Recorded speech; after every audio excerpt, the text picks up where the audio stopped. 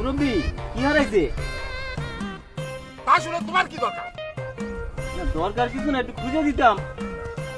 তুমি যাও তো বাপু, আমার উপকার করার জন্য কেউ তোমার বায়না করেনি, যাও তো।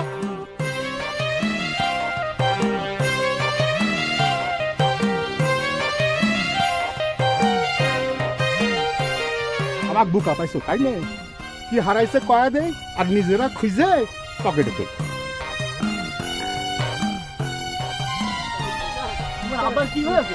তোমার তো আর কি দরকার? চল একটু।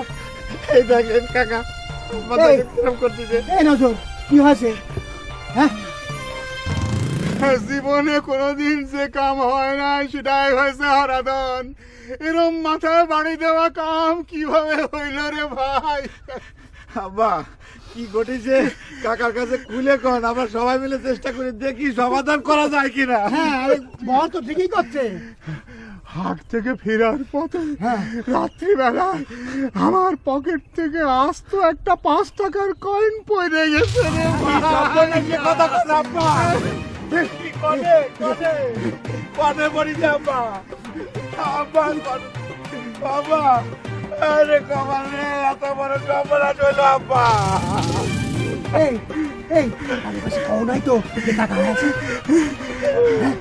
তুমি কি আমার এত কাঁচা মানুষ ভাবলে হারাধন? আরে ভাই তা ভাবি নে, ধরো শোকের সময় তো মাথা ঠান্ডা রাখা যায় না, তাই জিজ্ঞেস করলাম। এই কোন দিক দিয়ে হাঁটিছিলাম? কোন দিক? হ্যাঁ কোন দিক?